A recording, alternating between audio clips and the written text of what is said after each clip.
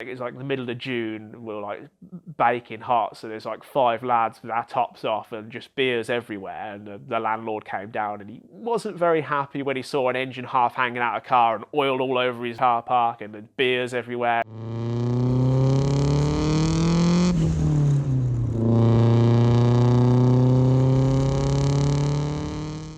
Like I'm proud that I committed to it, and you know, as I say, like the friends that helped me build it, well, you know, wouldn't be here without them, really, to be honest with you.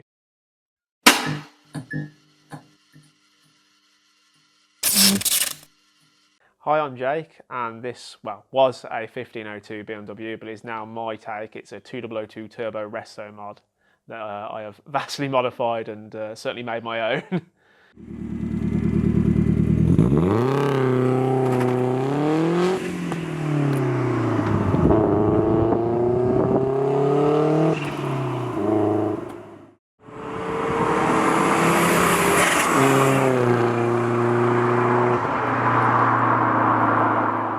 So prior to having this, I had an E30 for around 4 years. Everything I learned was on that car, so that was similar to this. It was bagged, engine swap, smooth bay, respray, and I absolutely loved it. I had no intention on replacing it. And then I kind of got bored, you know, like with a build, I feel like a lot of the fun is with building it. I decided to start looking about and sort of decided that I really like go-tos and seen one at a show, and that was the decision made. I had to have one. I looked at a couple. I've been and seen one locally, and it was yeah, rough. I mean, most O2 owners will know how they start life. And yeah, this come up on eBay. It was completely standard, like a hearing aid beige colour, but it looked really clean. And what got my attention was it was left-hand drive. And before buying the car, I knew what I wanted to do. I wanted to make like a turbo style car, and I wanted to boost it and take my own, you know, put my own thing on it. And I spoke to the guy on the phone and made him a couple of offers, and he's, you know, he's old school. I don't want to sell it early. I want to let the auction run. And I took a punt and I bid on this, and as it goes, I won it for less than I'd offered him.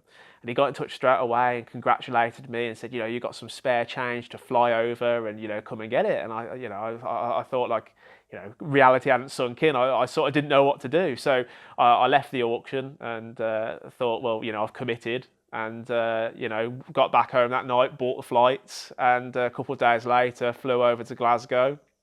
Met the gentleman at the airport where he picked us up. Stories in a car like are quite important, and like the story with this like begins with the original, well, not the original owner, but the owner that I bought it from. His name was David. And like, what a gentleman, true Scotsman, you know, like he was ace. Like he picked us up from the airport, told us all about the car and the journey, and he pulled up in a high street and said, "Do you guys drink tea?" Well, you know, I'd take my friend with me, and we were like, "Yeah, of course." And he was like, "All right, no problems. I'll pop in the shop and grab some milk." And he left us in this like brand new BMW X1 with the keys in the ignition running, and I mean, like, we're two lads from like Birmingham area, and, you know, we're thinking, you know, God, this guy's trusting. And yeah, got back to his, and you know, he opened up the garage, and there it was, you know, and like, it was everything that he said it was. It was like a truly solid car. You know, it spent, I think, until 2004 it was imported in the UK, and prior to that it lived in Italy. It was an Italian car. The condition of it was just unreal. You know, paintwork wise, needed some work, and obviously it lived in Rome its whole life, so it's covered in Dordings, but that didn't matter. I just wanted to find something that was solid to work with. Next thing I know, I'm driving it back from Glasgow with my best mate next to me. Those 7 hours flew by. I did the whole stint, apart from stopping for fuel. You know, and like, we're driving through like the Lake District, just listening to like old school like 90s like techno and, you know, dance tunes and stuff. It sunk in at that point, like, not only had I obviously committed to doing this, but like, I felt like that was like the right decision to make. Until I'd committed to doing it, like, I hadn't even considered selling my E30 at this point, and like, I knew that I was doing the right thing. We had a good look around it, and, you know, couldn't believe what I'd managed to find. It was incredible, you know, absolutely a truly unreal solid car for the price that I paid. I know that I wanted to go full hog. I know that I wanted to restore the underside and absolutely everything. Even though it was clean, I wanted to colour match it. And so yeah, one day I just, you know, took it off the road. I had it insured for 2 weeks, took it off the road and just took a wire wheel to the inside of the car and just started stripping bits down, and that's where we began. I knew from the very beginning where I wanted to go with it. I just didn't really know where to start. We began, this is 2018 that I bought this car, and we started straight away in April 2018. And obviously flash forward to now 2023, yeah, it's come quite a significant way. I've done a hell of a lot on it, and you know, it's certainly fought me at every corner it possibly could. To begin with, we started off with with like the underside, so we got the car on a rotisserie spit, and you know, just set about while wheeling it back to bare metal. I sort of knew a bit of history about the car, but not too much, and you know, to obviously sort of back everything up, we removed the dashboard, and behind the dashboard was a parking ticket from 1977 from Rome with its original Roman registration. And we also discovered that by obviously removing the dash, we found the car's original colour, which was Polaris Silver, which is a genuine 2002 turbo colour. So there's two colours, there's Chamonix White and Polaris Silver. And originally I wanted to commit to the Chamonix White. I wanted to keep it an original colour. And then I was in a dilemma because obviously I found the car was originally silver. I didn't know what to do, and in the end I chose neither. I chose to go for a modern Alpine white. After restoring the underside, had everything powder coated underneath, you know, reinforced the front subframe, the rear trailing arms had been box sectioned, but otherwise, you know, front and rear, it's original O2 running gear. Managed to source an E21 limited slip diff for it, which was really hard to find. I think it come from Lithuania in the end. Just to obviously back up the power that the car's making. Onto like the brake side, we're running E21 front hubs with two 55mm discs and Volvo 4-pot calipers. It's still on drums on the rear, but they're also E21 drums. And like stopping power wise, it's actually not too bad. So yeah, like brake setup is pretty good. Suspension, it's on airlift suspension. It's actually on E30 front struts, which I actually got the help and advice from Tony Marsden, who's also got a 2002, the Touring, with some minor modification. It's almost a bolt-on fit. And on the rear, it's actually Mark V Golf bags that are mounted upside down. And they have like a support plate that holds the bag, and that's actually welded to the chassis that supports the bag. Quite budget, really, budget friendly air ride setup, you know, certainly a lot cheaper than what they are now brand new. Engine wise was one thing that I wasn't too sure on which direction I wanted to go. I knew that it had to be boosted, you know, I couldn't have it advertised as a turbo and it not be boosted. So originally, you know, I was considering M10, like the original motor, and then I was going to go down the route of an F20, which is the Honda S2000 motor, and decided that I couldn't do that because it had to be a BMW motor. So yeah, come across the M42, which I'd already experienced from my E30 before, because that was an M42 to begin with. So I sort of knew they were quite a good engine, and by this point, quite a lot of people had put boost through them to see what their capabilities were. And you know, for what I'm running power-wise, or what I wanted to run power-wise, perfectly capable. So sourced an engine, and it came with the gearbox and the prop shaft and everything. So I set about trying to use as much as the E30 running gear and setup as I could. So yeah, it's got the Getrag G240 gearbox, the E30 prop, and then engine wise has been, yeah, pretty built. It's nothing too leery. It has been completely stripped down. You know, bottom end bearings replaced Conrod bearings, but they're original crank. It's original crank, original rods, original pistons. The head's had a little bit of work, and its only big modification is the multi-layer steel head gasket to drop the compression. Otherwise, it's, you know, a stock engine, which is currently running, I estimate, about 320 brake. I have no idea on a torque figure, to be honest, but it's running a Garrett GT32 71 turbo, which is quite an old school turbo. It's a big old obnoxious thing. Like, I could probably go for something a bit more economical and spool up sooner, but I wanted something that really stood out. You know, I knew I was going to be taking this car to shows, and I love seeing old like Sierra Cosworths, so like the huge turbos, like unnecessary, like prehistoric, you know. I think the favourite thing on the car is probably the wheels. They're BBS E30s, 15 by 8.5 front, 15 by 9 rear.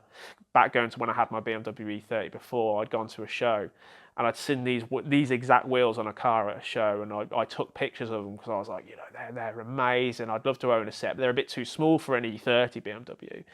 And not long after I bought this, they'd come up for sale, and I you know, I couldn't believe like these exact wheels that I dreamt of like only a few years ago. They needed respecking. They were on a VW notchback, and they had like crazy stretch and all sorts, so they had to be respec'd. But yeah, they're quite a weird setup because the barrel is actually skinnier than the lip itself. So the lip is on the front is like 4.5 inch, and the barrel's 4 inch. So it's a bit of a weird setup. And on the rear, it's got 5 inch of lip. But yeah, they're very offset friendly. The good thing with like BMs is you've got a lot of strut clearance, so I'm able to run like quite like a high offset, but then counteract that with like a really wide lip. Tire wise, they are Advan Yokohamas, Advan Flevers, and they are 195 50 up front and 205 50 up rear. I did want to go for something a little bit lower profile, because although the front splitter is very, very low to the ground already, if it was on like a 45 profile, it'd probably just be touching.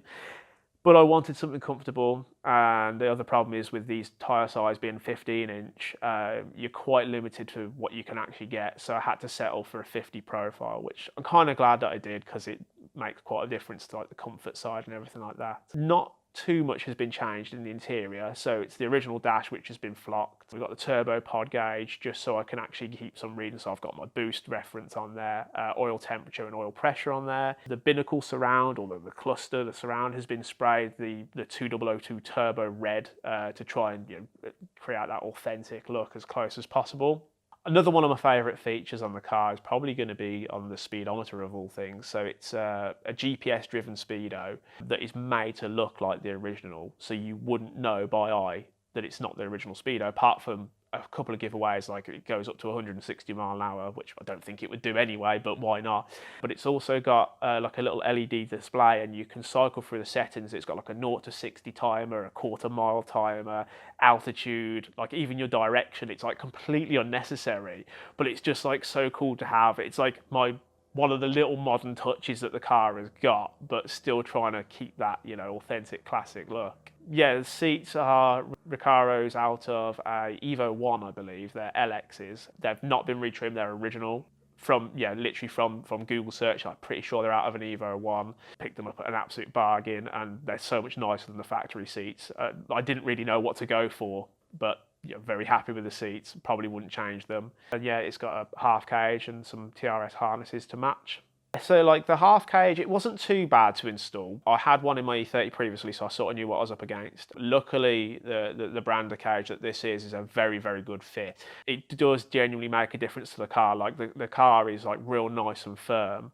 Yeah, so panel wise, literally every panel on the car is original. So it's the original bonnet, original wings, original doors, and the only part that I know is not original was through an Instagram message off the chap who had owned this quite a few years prior to the guy that I bought it off, who gave me some interesting information, such as it being rear-ended in London, which I was quite, I wasn't bothered, because I would have never known, but it was still a bit like, oh, and he sent me some pictures, and you'd have never known it had a whole new rear panel. So I think that's probably about the only panel that it hadn't, that wasn't original.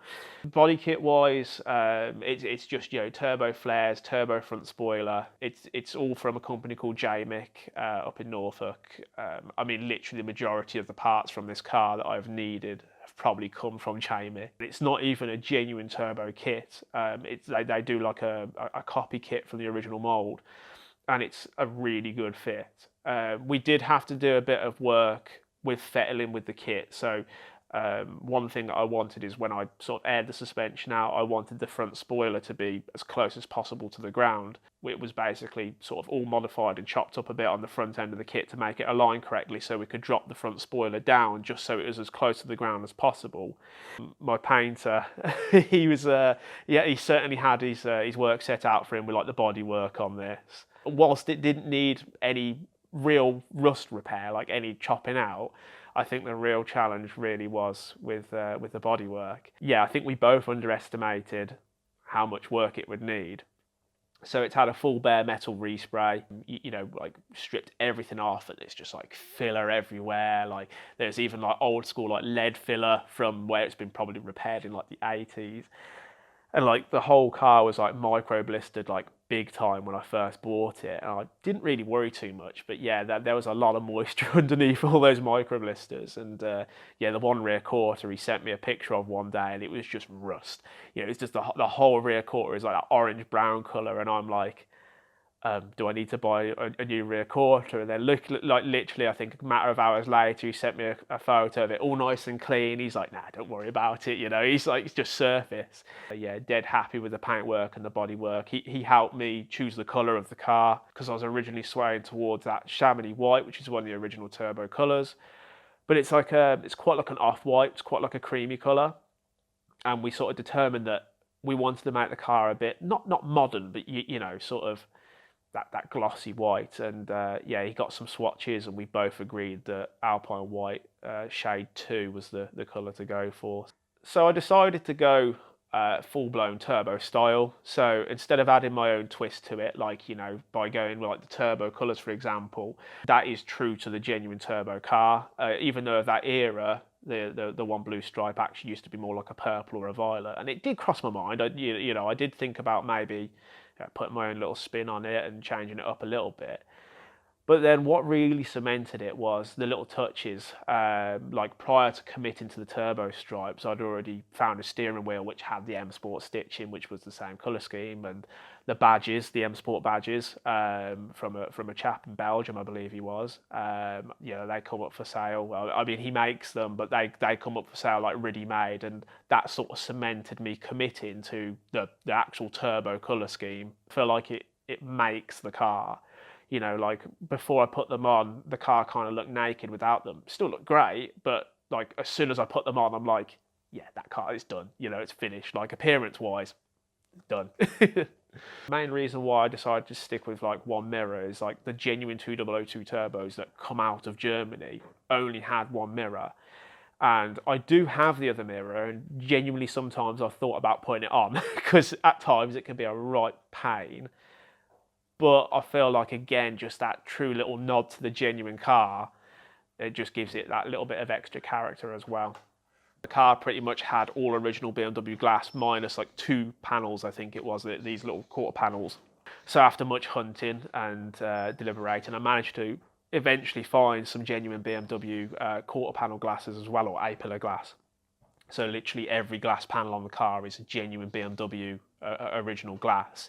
I love going around a car and seeing like matching glass, like, you know, to the extent where some of them have like the number plate etched, for example.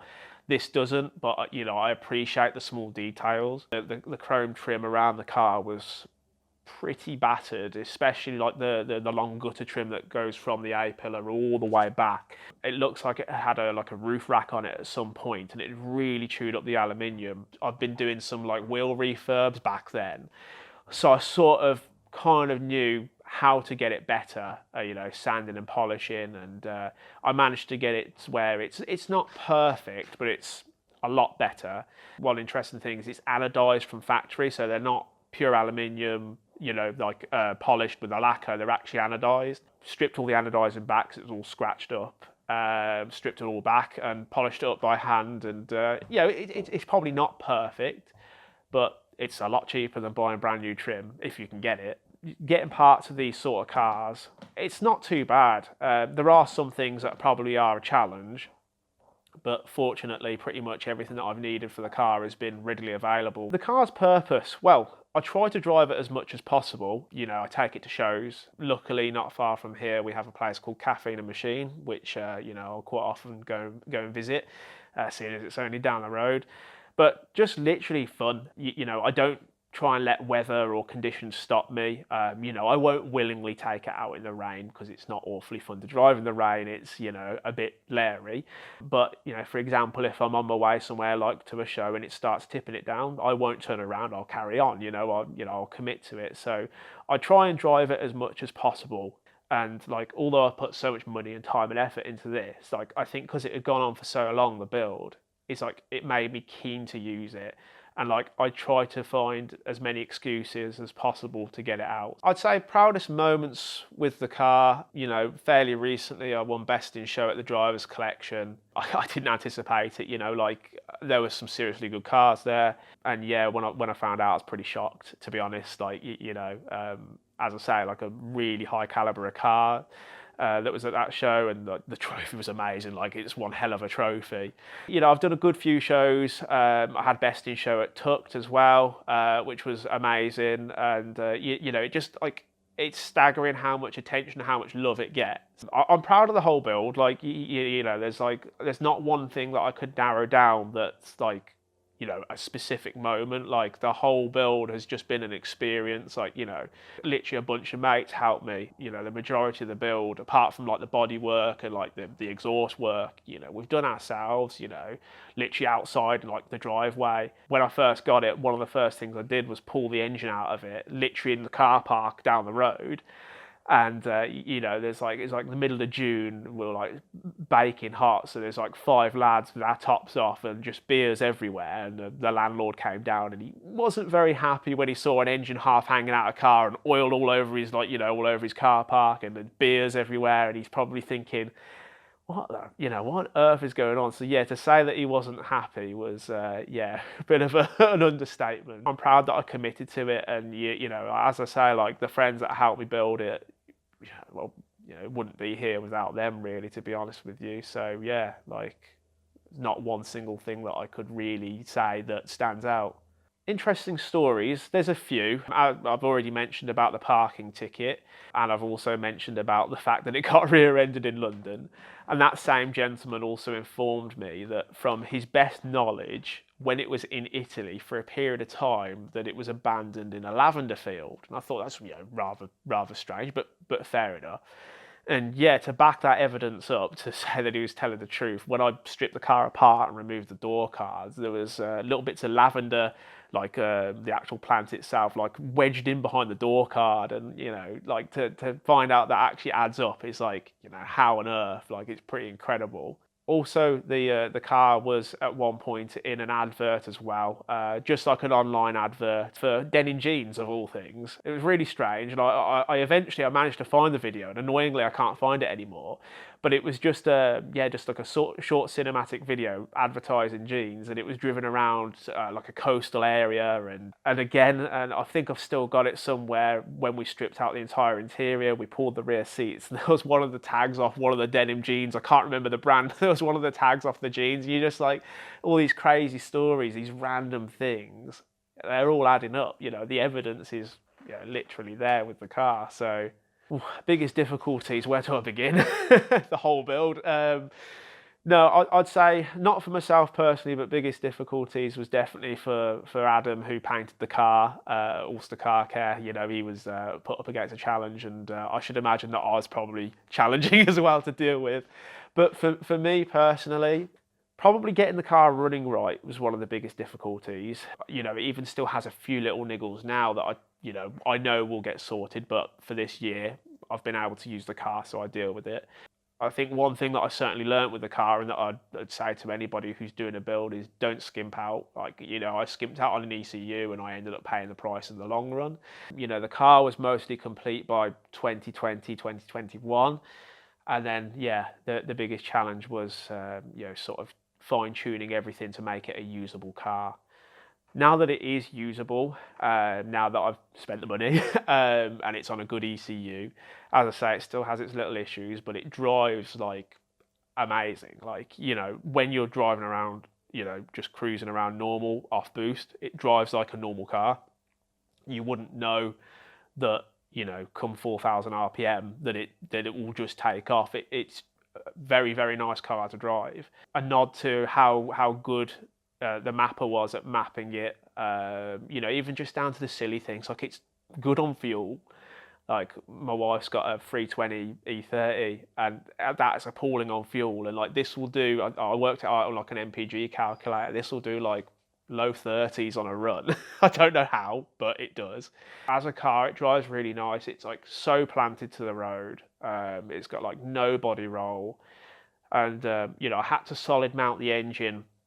So basically I had a bit of a dilemma, which explains the louvers in the bonnet as well. The engine sat too tall with the mounts that I bought for it.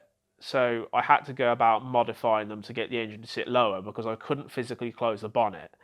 And I managed to get the engine sat as low as I realistically could without compromising the sump and other alignment issues. But the turbo would still hit the bonnet, to the extent when I shut the bonnet for the first time, I dented the bonnet that had just been painted. So I wasn't very happy that day. We managed to figure out a solution, by literally getting the engine to sit as low as it could on solid mounts. If I was to put louvers in the bonnet, it would aid with cooling, but what I've also tactically done is had a louver cut exactly where the turbo sits. So because it's solid mounted, the engine literally doesn't move. It's hard to get an angle, but if you look down the louvers, you can just see the top of the turbo and it just clears. And it works perfectly for heat dissipation, like in the, when it's like the right temperature and that, you can see like the heat wave coming out through the louvers and everything as well. So yeah, that was also a challenge, just getting the thing to actually physically fit. What do people think about it? Well, I get mixed reviews, not as many bad ones as you'd expect. Going back to my E30, I in some people's eyes ruined that, and I used to get a lot of flack for it. A lot of people didn't like what I'd done to it. With this, it's not as bad as I expected. I thought, people would say, "Oh, what have you done to it? You've ruined it," But I think because there's so little of them about, and because it's quite unique, people appreciate it. I do get the odd person that might say, "Oh, I wouldn't have done that myself," but there's never really any hate. And like the support that I get with any issues, and like when I first made it to shows and people saw the car driving, like they're like, no way, I'm so glad to see it out, and like the people that I've met through the car is just like incredible. Like it really has made the experience that much better as well. Like if I stop at a petrol station, people stop me to chat, and I'm good for that. I'll talk to anybody about the build. I love that. Thumbs up and people taking pictures. It's ace. Like I'd be the same. Like I am the same. Like if I see something cool, I'm the first guy to get his phone out and or try and talk to the owner if possible and find out more information about it. Yeah. So top speed. I don't know yet. I've had. I probably shouldn't say it because my wife will kill me, but I've had like 130 out of it and it's still got more to go. I don't think it's got much more to go. I would probably say like maybe like 140, 145, but it gets there quick. I haven't timed, like even though the feature's there on the Speedo where I can time my 0 to 60, I haven't done anything like that yet. I just don't really want to launch the car, and I've done solid miles on it this year, but I don't want to ruin it and end up spending all winter just fixing it. I'd rather improve it than fix it. Every time I drive this car, I've got like the biggest grin on my face. Like it just brings pure joy every single time I drive it.